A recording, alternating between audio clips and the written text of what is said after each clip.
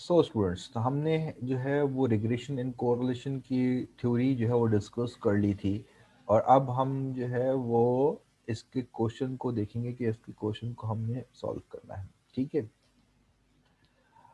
For the following data of 6 students, ठीक है, यहाँ पे हमारे पास 6 स्टूडेंट्स का डेटा है जिसमें एज और हाइट गिवन है।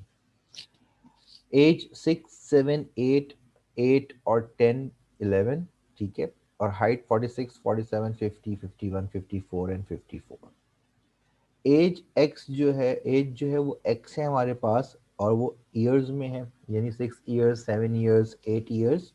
और हाइट जो है वो हमारे पास वाई है, which means in inches, 46 inches, 47 inches, 50 inches. ठीक है। हमें यहाँ पे कैलकुलेट करना है क्या, compute the expected height of the student who will be 15 years of as.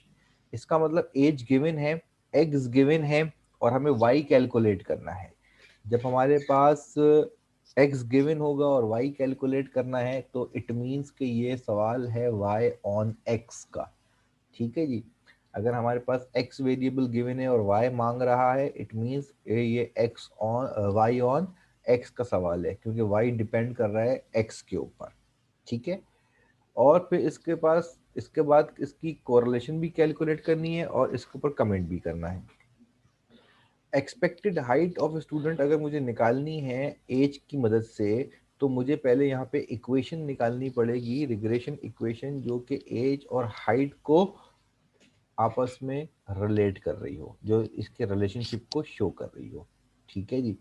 तो रिग्रेशन इक्वेशन, अच्छा, मैं यहाँ पे मेरे पास सामने इस टेबल के सामने जगह अवेलेबल होगी तो मैं सामने भी सॉल्व कर लूँ, ताकि एक ही दफ़ा में आपको ये शो हो जाए। तो रिग्रेशन इक्वेशन हमारे पास क्या होती है भाई, हम यहाँ ले लेते हैं, that is the regression equation. अच्छा जी।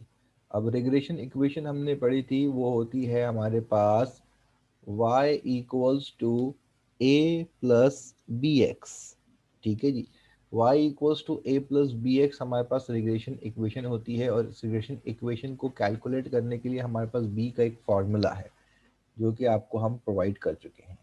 और b का फॉर्मूला है n summation X Y minus summation X into summation Y whole divided by n summation X square, ठीक है जी, माइनस समीशन एक्स का होल स्क्वायर। तो इसके हिसाब से हमें यहाँ पे क्या करना है, इसके हिसाब से हमने जो है वो यहाँ पर कुछ वैल्यूज का कॉलम बनाना है। ठीक है जी। और वो वैल्यूज का कॉलम क्या होगा भाई, आपके पास एक्स हमें गिवन है, ठीक है जी, वाई हमें गिवन है, एक्स वाई हमें कैलकुलेट करना है, और एक्स स्क्वायर हमें यहाँ पे कैलकुलेट करना है। ठीक है। तो अब इसकी वैल्यूज ले लेते हैं अगर हम, तो इसकी वैल्यूज में क्या आ जाएगा आपके पास, इसकी वैल्यूज के अंदर अब आपके पास जो है एक्स हमारे पास गिवन था 6, 7, 8, 8, 10 और 11। ठीक है। और y की वैल्यूज जो है आपके पास वो क्या है, आपके पास दैट इज 46, 47, ठीक है जी, 50, 51, 54 एंड 54। यहाँ हमारे पास जो है वो ये क्वेश्चन में x की वैल्यू जो है वो गिवन है। ठीक है जी। जब x की वैल्यू हमें गिवन है तो रिक्वायरमेंट के अंदर अगर आप देखें, कंप्यूट द एक्सपेक्टेड हाइट, ठीक है जी, एक्सपेक्टेड हाइट आपके पास जो आ रही है वो आ रही है x, यानी एज में गिवन है। और जब एज गिवन होगी तो इसका मतलब क्या हो जाएगा कि अब हमें यहाँ पे हाइट कैलकुलेट करनी है। अगर x गिवन होता है और हमें y निकालना होगा तो it means y on x वाला जो रिग्रेशन इक्वेशन है हमें वो इस्तेमाल करनी है। ठीक है जी। तो अब यहाँ हमारे पास x का टोटल, y का टोटल करना है, एक्स वाई कैलकुलेट करना है। तो एक्स वाई कैलकुलेट करने का मतलब है यहाँ पे ये x और y को मल्टीप्लाई करेंगे। 6 मल्टीप्लाई बाई 46 विल बिकम 276। ठीक है जी। और फिर आपके पास 7 into 47 विल बिकम 329, ठीक है। फिर आपके पास है 8 into 50 विल बिकम 400, ठीक है। फिर आपके पास है 8 into 51, दैट विल बिकम 408, ठीक है। फिर 10 into 54 विल बिकम 540 और 11 into 54 विल बिकम 594, ठीक है। ये तो हो गया एक्स वाई। एक्स स्क्वायर का मतलब क्या है? 6 का स्क्वायर विल बिकम 36, 7 का स्क्वायर 49, 8 का स्क्वायर हो जाएगा 64, 8 का स्क्वायर 64, 10 का स्क्वायर 100 एंड 11 का स्क्वायर 121। अब जब मैं इसका टोटल करके लिखता हूं तो टोटल आपके पास क्या हो जाएगा? एक्स का टोटल जो है वो हमारे पास जनरेट हो रहा है 50, ठीक है जी। वाई का टोटल हमारे पास आ रहा है 302, ठीक है। वाई का टोटल आ गया 302। एक्स वाई का टोटल जो है वो हमारे पास आ रहा है 2547, ठीक है जी। और एक्स स्क्वायर का टोटल अब हम देख लेते हैं। 36, 49, 64, 64, ठीक है, 100 एंड 121, इट विल बिकम 434, ठीक है भाई। ये हमारे पास चार टोटल्स जो थे वो हमें इस फॉर्मूले के लिए रिक्वायर्ड थे और इस फॉर्मूले की मदद से हमने जो है वो इसको सॉल्व कर लिया। अच्छा जी, अब यहाँ हम क्या करेंगे? अब इसको फर्दर सॉल्व कर लेते हैं। इन वैल्यूज को पुट कर लेते हैं बी की वैल्यू कैलकुलेट करने के लिए। तो हमारे पास नंबर ऑफ ऑब्जर्वेशन हैं 6, एक्स वाई का टोटल जो आया है वो आया है 2547, ठीक है जी, माइनस एक्स का टोटल जो है वो है 50, वाई का टोटल है 302, ठीक है, whole divided by number of observation 6, X square का टोटल आ रहा है 434, ठीक है जी, minus X, sum of X का whole square, sum of X था कितना 50 और इसका स्क्वायर कर देंगे तो यहाँ से बी की वैल्यू जनरेट हो जाएगी आपकी। अब बी की वैल्यू जनरेट करने के लिए हो जाएगा 6 multiply by 2547, it will become 15282, ठीक है, माइनस 50 मल्टीप्लाई बाय 302, तो ये हो जाएगा आपके पास 15,100, ठीक है, होल डिवाइडेड बाय आपके पास क्या आ रहा है 6 मल्टीप्लाई बाय 434, ये हो जाएगा आपके पास 2604, माइनस 50 का स्क्वायर हो जाएगा 2500। तो बी की वैल्यू आपके पास जो है वो आ जाएगी 15288 माइनस 15100, तो ये बच जाएगा ऊपर 188 और नीचे जो है वो आपके पास आ जाएगा 104। तो बी की वैल्यू आपके पास आ जाएगी 188 डिवाइड बाई 104 विल बिकम 1.807, ठीक है जी, 1.807, ठीक है जी। 6 को पहले मल्टीप्लाई करा आपने न्यूमरेटर सॉल्व करने के लिए 2547 से, ठीक है जी, तो ये आया 15282, सॉरी 15282 है ये, तो यहाँ पे थोड़ा सा मिस्टेक हो गई है, दैट इज 15282 और 15282 माइनस 15100, तो ये आएगा 182, सॉरी ये आ रहा है आपके पास, दैट इज 182, ठीक है जी, और 182 डिवाइड बाय 104, ये आ जाए आपका 1.75, ठीक है जी, क्लियर हो गई। यहाँ हम थोड़ा सा वैल्यू गलत ले ली थी इस वजह से ये आ गया 1.75। अच्छा, उसके बाद अब हमें ए भी कैलकुलेट करना है। तो ए आपके पास क्या हो जाएगा? ए आपके पास जो है ए का फॉर्मूला था A equals to A equals to Y bar minus B X bar. ठीक है जी। तो वाई बार का मतलब क्या होता है? ए की वैल्यू निकालने के लिए वाई बार का मतलब है समीशन वाई अपॉन एन। ठीक है जी। माइनस बी, और एक्स बार का मतलब हो जाएगा समीशन एक्स अपॉन एन। तो अब ए की वैल्यू निकालने के लिए वाई का टोटल हमारे पास था 302। वाई का टोटल था हमारे पास 302 डिवाइडेड बाई 6, ये ब्रैकेट में, माइनस बी की वैल्यू आई है 1.75, और एक्स की वैल्यू है टोटल कितनी, 50 डिवाइडेड बाई 6। ठीक है। तो अब यहाँ आपके पास जो वैल्यू आएगी, यहाँ आपके पास जो वैल्यू जनरेट हो जाएगी, that will become A equals to 302 multiply, sorry, divided by 6।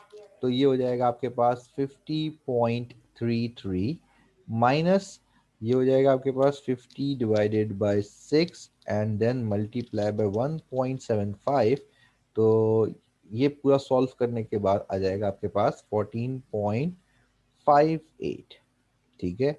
तो 50.33 माइनस 14.58, ए की वैल्यू आपके पास जो है वो आ जाएगी, दैट इज 35.74। अब यहाँ हमने जो है वो 35.74 आपके पास जो है वो वैल्यू आ गई ए की। अब ये ए और बी की वैल्यू जो है वो अब हम यहाँ पे पुट कर देते हैं इस इक्वेशन में जो हमने लेफ्ट हैंड साइड पे लिखी थी। तो ए की वैल्यू हो जाएगी 35.74 प्लस बी की वैल्यू थी 1.75 एक्स। ये बन जाएगी हमारी regression equation y on x। ये रिग्रेशन इक्वेशन कौन सी है? ये है y ऑन x इक्वेशन है। अब हमें निकालनी थी वैल्यू जब ईयर्स, एज जो है वो कितनी ईयर्स हो जाए, 15 ईयर्स हो जाए। ठीक है जी। तो हम यहाँ लिखते हैं for the height when age is 15 years. अगर हमारे पास एज 15 ईयर्स हो जाएगी तो इट मीन्स के एक्स की वैल्यू हो गई कितनी, 15। और अगर मैं इस x की वैल्यू को इस इक्वेशन में पुट कर दूं, 35.74 प्लस 1.75, x की जगह आ जाएगा 15। तो y equals to 35.75 plus 15 multiply by 1.75, it will become 26.25, or 26.25 plus 35.75 will become 62। y will become 62। और ये जो होगा आपका सवाल होगा किस में आएगा, ये आएगा आपका इंचेस में। ठीक है जी। इट शोज आपके पास 62 इंचेस। तो ये हमारी 62 इंचेस की एक रिक्वायरमेंट थी, जिसकी वजह से जो है वो हमने क्या किया है, हमने 62 इंचेस की रिक्वायरमेंट की वजह से जो है वो हमने यहाँ पे बी और ए की वैल्यू को कैलकुलेट किया, और बी और ए की वैल्यू कैलकुलेट करने के बाद फिर हमने रिग्रेशन इक्वेशन में इसको पुट किया, और रिग्रेशन इक्वेशन में पुट करने के बाद फिर हमने उसकी वैल्यू को, एक्स की वैल्यू को उस इक्वेशन में पुट करके हमने अपने रिक्वायर्ड आंसर निकाला। यानी एक्चुअल जो रिक्वायर्ड आंसर था वो हमें ये कैलकुलेट करना था। इसके लिए मुझे रिग्रेशन इक्वेशन बनानी पड़ी, बी कैलकुलेट करना पड़ा, ए कैलकुलेट करना पड़ा, और ए और बी कैलकुलेट करने के बाद फिर हमने जो है वो जाकर यहाँ पे कैलकुलेशन के अंदर क्या किया, आपका उस इक्वेशन को कंप्लीट करके उस वैल्यू 15 को पुट करके यहाँ पे हमने अपना आंसर निकाला। ये फर्स्ट रिक्वायरमेंट थी हमारी। ठीक है जी। अच्छा, अब आ जाते हैं हम, ये था हमारा फर्स्ट रिक्वायरमेंट। ठीक है, अब हम जाते हैं सेकंड रिक्वायरमेंट पे। This is the first requirement. अब हम जा रहे हैं यहाँ पे सेकंड रिक्वायरमेंट पे। तो सेकंड रिक्वायरमेंट हमारा क्या है, कोफिशिएंट ऑफ कोरिलेशन कैलकुलेट करना है। ठीक है जी। तो सेकंड रिक्वायरमेंट हमारे लिए है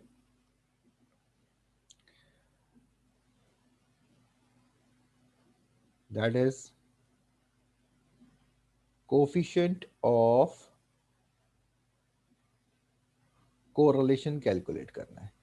और कोफिशिएंट ऑफ कोरिलेशन के लिए आपके पास क्या है, टेबल यहाँ पे अवेलेबल था।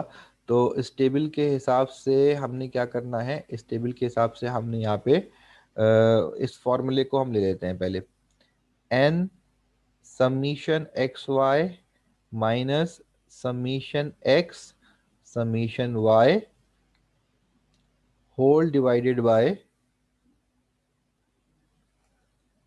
N summation X square minus summation X का होल स्क्वायर, ये एक ब्रैकेट में आएगा, multiply by N summation Y square minus summation Y का होल स्क्वायर, ये एक ब्रैकेट में आएगा। और ये पूरी वैल्यू जो है वो आपके पास क्या है, डिनोमिनेटर में जो है वो वैल्यू स्क्वायर रूट में है। ये फॉर्मूला आपके पास वहां पे लिखा हुआ है। अकॉर्डिंग टू दिस फॉर्मूला हमारे पास x का टोटल भी है, y का टोटल भी है। ठीक है जी, यहाँ बल्कि हम यहाँ पे मेंशन कर लेते हैं, वो क्या है आपके पास, x का टोटल हमारे पास जो है वो अवेलेबल है 50। ठीक है जी, और y का टोटल जो है वो अवेलेबल है 302। ठीक है जी, एक्स वाई का टोटल जो है वो अवेलेबल है हमारे पास 2547। ठीक है, और एक्स स्क्वायर का टोटल अवेलेबल है वो है 434। नाउ अब हमें जो चाहिए यहाँ पे, वो चाहिए हमें इस टेबल के अंदर y का टोटल। तो हम यहाँ पे ले लेते हैं वैल्यू किसकी, हम यहाँ पे वैल्यू ले लेते हैं y की। तो एक्स स्क्वायर के बाद हमने बना लिया वाई स्क्वायर। ठीक है जी, और वाई स्क्वायर की वैल्यू कैलकुलेट करने के लिए अब हम क्या कर रहे हैं, यहाँ पे वाई स्क्वायर की वैल्यू कैलकुलेट करने के लिए हमने जो है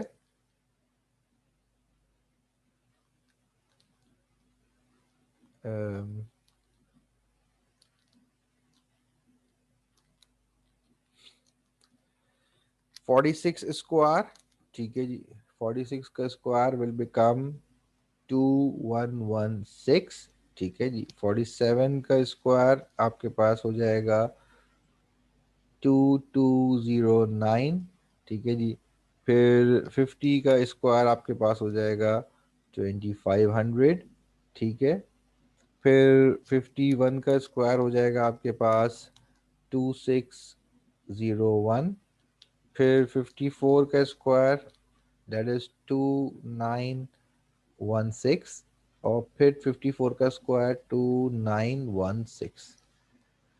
अब अगर हम इसको टोटल कर लें तो अब ये बन जाएगा 2116 प्लस 2209 प्लस 2500, देन उसके बाद 2601 प्लस 2916 प्लस 2916। तो ये टोटल आ जाएगा आपके पास, that is 15258।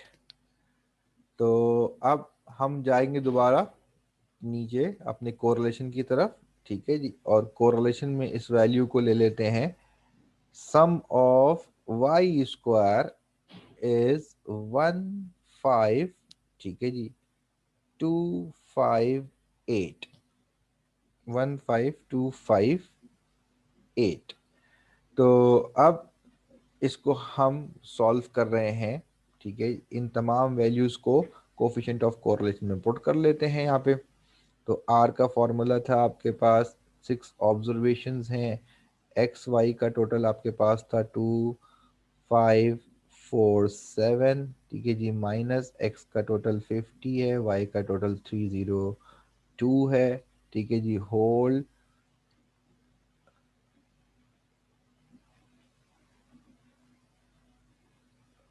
Whole divided by 6 into X square का टोटल 434 माइनस एक्स का टोटल था 50, उसका स्क्वायर लेना है, ये ब्रैकेट में आ जाएगा, मल्टीप्लाई बाय फिर 6 मल्टीप्लाई बाय वाई स्क्वायर का टोटल 15258 माइनस, और उसके बाद y के टोटल का स्क्वायर यानी 302 का स्क्वायर, और उसके बाद ये आ जाएगा आपका पूरा स्क्वायर रूट में।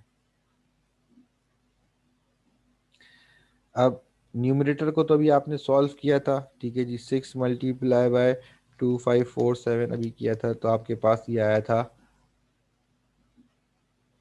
15282 माइनस 50 मल्टीप्लाई बाय 302, ये आया था आपके पास 15,100, ठीक है जी। वैल्यूज सिमिलर है तो उसके अंदर कंफ्यूज ना हो, सब अलग अलग आ रही है वैल्यूज। फिर नीचे सॉल्व करेंगे हम, तो ये नीचे आएगा 6 मल्टीप्लाई बाय 434, ये आया था 2604 माइनस 50 का स्क्वायर बना था 2500, ठीक है। इधर आ जाएगा 6 मल्टीप्लाई बाय 15258, ये हो जाएगा 91548 माइनस 302 का स्क्वायर, तो ये हो जाएगा 91204।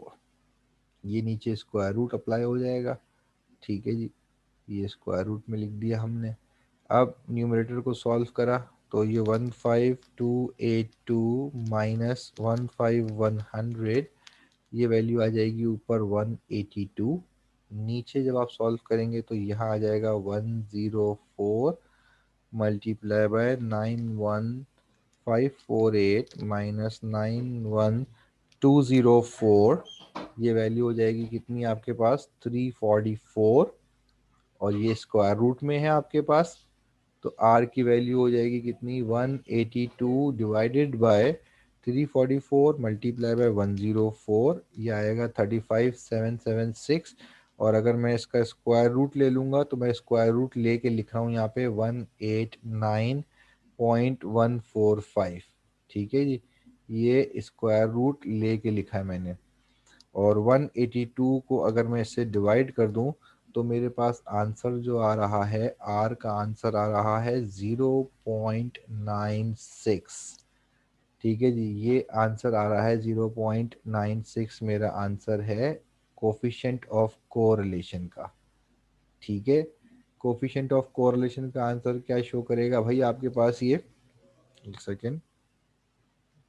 कोफिशिएंट ऑफ कोरिलेशन का आंसर ये क्या शो करेगा आपके पास, ये डिग्री ऑफ एसोसिएशन शो कर रहा है दोनों वेरिएबल्स के दरमियान। और 0.96 जो है, 0.96 की वैल्यू जो है वो टेबल ऑफ एसोसिएशन के हिसाब से बता रही है कि ये वेरी स्ट्रॉन्ग कोरिलेशन है। It's a positive very strong correlation. तो इसका आंसर क्या लिख सकते हैं आप, इसका आप आंसर लिख सकते हैं the result shows that there is very there is very strong correlation between the age and height of the student, ठीक है जी। दिस इज कॉल्ड आपका इंटरप्रेट करना, इसको कहते हैं, इसका आंसर को इंटरप्रेट करना। अब यहाँ एक चीज जो है वो ये शो कर रही है कि यहाँ हमने जो है वो कोफिशिएंट ऑफ कोरिलेशन तो कैलकुलेट कर लिया है, एडिशन में हम यहाँ पे एक चीज और कैलकुलेट कर लेते हैं, ठीक है, और जिसे हम कहते हैं कोफिशिएंट ऑफ डिटर्मिनेशन, ठीक है जी। अब कोफिशिएंट ऑफ डिटर्मिनेशन क्या है वही आपके पास, लेट सपोज यहाँ पे हमने ले लिया कोफिशिएंट ऑफ डिटर्मिनेशन, वैसे सवाल में नहीं है, अभी हम सिर्फ समझने के लिए यहाँ पे ये कर रहे हैं, ताकि इसके साथ साथ इसको भी हम देख लें। जी बिल्कुल, जिसमें आपके पास सवाल आपके पास अवेलेबल है और सवाल में कहाँ है इंटरप्रेट करना है, तो वहाँ पे आपने स्टेटमेंट देनी है। और अगर हर सवाल में स्टेटमेंट दे दें आप अपने रिजल्ट के अंदर, तो बहुत ही अच्छी बात है। तो अब आपके पास कोफिशिएंट ऑफ डिटर्मिनेशन होता है आर स्क्वायर इक्वल्स टू, ठीक है जी। वैसे तो फॉर्मूला होता है बी मल्टीप्लाई बाय डी करने का फॉर्मूला होता है इसका, मगर यहाँ पे बी और डी तो मेरे पास है नहीं, बट आर मेरे पास अवेलेबल है। तो मैं क्या करूँगा, आर की वैल्यू ले लेता हूँ, आर इज 0.96। तो अब आर पे अगर मैं स्क्वायरिंग कर दूं, तो आर की स्क्वायरिंग का मतलब क्या हो जाएगा, ये कोफिशिएंट ऑफ डिटर्मिनेशन बन जाएगा। तो आर स्क्वायर विल बिकम 0.96 का स्क्वायर, और 0.96 का स्क्वायर हो जाएगा 0.9216। तो बी मल्टीप्लाई बाय डी को 100 से मल्टीप्लाई करना है, कोएफिशिएंट ऑफ कोरिलेशन के फॉर्मूले को 100 से मल्टीप्लाई कर देंगे तो परसेंटेज बन जाएगी ये। तो आर स्क्वायर का मतलब क्या आ जाएगा, दैट विल बिकम 92.16%। अब ये 92.16% क्या शो कर रहा है, यहाँ हमारे पास x जो है वो इंडिपेंडेंट वेरिएबल था और हाइट जो थी वो डिपेंडेंट वेरिएबल थी, जिसकी मदद से हमने कैलकुलेट करी कि अगर हमारे पास एज जो है वो 15 ईयर्स तक पहुंचेगी तो उसकी हाइट जो होगी वो 62 इंचेस हो जाएगी। ठीक है जी। और स्ट्रॉन्ग कोरिलेशन शो हुआ, तो हमने कोफिशिएंट ऑफ डिटर्मिनेशन को जो है वो यहाँ पे सीखने के लिए क्या किया, हमने कैलकुलेट किया। अब यहाँ पे शो कर रहा है 92.16%, यानी समझ लें 92%। ये 92% क्या है, ये 92% एज हाइट के ऊपर जो एज का इम्पैक्ट है, जो इफेक्ट है, वो शो कर रहा है 92% है। ठीक है जी। यानी एज बढ़ रही है, उससे जो हाइट पे फर्क पड़ रहा है, उसका जो इम्पैक्ट है वो है 92%। तो 100% में कितना रिमेनिंग है, 8%। 8% जो है वो अदर फैक्टर्स है जो कि हाइट के ऊपर इम्पेक्ट कर रहे हैं या इफेक्ट कर रहे हैं। ठीक है जी। लाइक किसी के फैमिली के अंदर जो है वो शॉर्ट हाइट्स हैं, तो वो फिर इससे क्या होगा, इस रिलेशन से हट जाएगा। तो कोई अदर फैक्टर्स अगर इस तरह के आ जाते हैं, तो इसका मतलब क्या है, कोफिशिएंट ऑफ डिटर्मिनेशन की जो रिमेनिंग परसेंटेज है, 92% तो शो कर रहा है कि एज और हाइट के दरमियान आपस के अंदर जो ताल्लुक है, ठीक है जी, डायरेक्टली जो एक दूसरे के ऊपर इफेक्ट कर रहे हैं। हाइट के ऊपर जो बाकी आपका जो इम्पैक्ट पड़ रहा है किसी अदर फैक्टर से, वो कितना हो जाएगा, वो हो जाएगा आपका 8%। इसको भी आप डिस्क्रिप्टिव फॉर्म में लिख सकते हैं। ठीक है जी। आर स्क्वायर हमने निकाला, आर स्क्वायर की वैल्यू आई 0.9216। ठीक है जी। तो आप इसकी मदद से जो है वो प्रोबेबल एरर भी कैलकुलेट कर सकते हैं। ठीक है जी।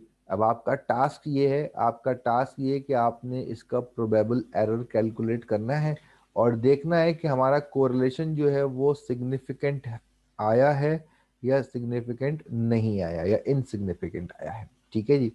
क्या ये सिग्निफिकेंट आया है या ये सिग्निफिकेंट नहीं आया है, प्रोबेबल एरर आप इसको कंटिन्यूटी में सॉल्व करके आप कैलकुलेट करेंगे। ठीक है। बाकी इसके अंदर जो है पेपर के, जो आप पेपर में सवाल देखेंगे, उसके अंदर रिग्रेशन इक्वेशन का सवाल भी आ सकता है, कोरिलेशन का सवाल भी आ सकता है और डिटर्मिनेशन का सवाल भी आ सकता है।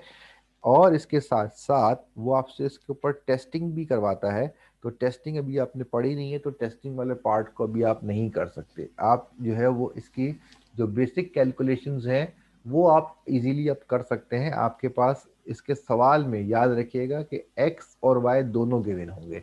ठीक है जी। एक्स और वाई अगर नाम से नहीं दिए हुए, तो पहला वाला जो वेरिएबल है वो आपका एक्स कंसीडर किया जाएगा और दूसरा वाला वेरिएबल जो है वो वाई कंसीडर किया जाएगा स्टैंडर्डली। ठीक है जी। तो ये आपके पास क्या होगा, ये आपके पास जो है वो इसका एक पैटर्न बन जाएगा कि फर्स्ट वेरिएबल आपके पास जो है वो एक्स को शो करता है और सेकंड वेरिएबल जो है वो आपके पास जो है वो वाई को शो करता है। ठीक है जी। तो इसके जो भी सवाल होंगे वो एक्स और वाई के वेरिएबल की बेसिस पे होंगे और इसी वेरिएबल के बेसिस पे ही जो है वो आपने रिक्वायरमेंट के हिसाब से चीज़ों को कैलकुलेट करना होगा, ना ज़्यादा और ना ही कम। ठीक है जी। तो आई होप कि ये चीज़ जो है वो आपको क्लियर हो गई होगी। जो थ्योरी हमने पढ़ी थी वो आपको लग रहा होगा कि वो मुश्किल है, बट ये सवाल करने के बाद आई थिंक कि आपको वो चीज़ें जो है वो ईजी हो गई होंगी। अब आप इसकी प्रैक्टिस करेंगे तो इंशाल्लाह आप इसके अंदर जो है वो एक्सलेंस कर सकते हैं। बाकी कोई क्वेश्चन हो तो आप जो है वो मुझसे कंसर्न कर सकते हैं, ठीक है।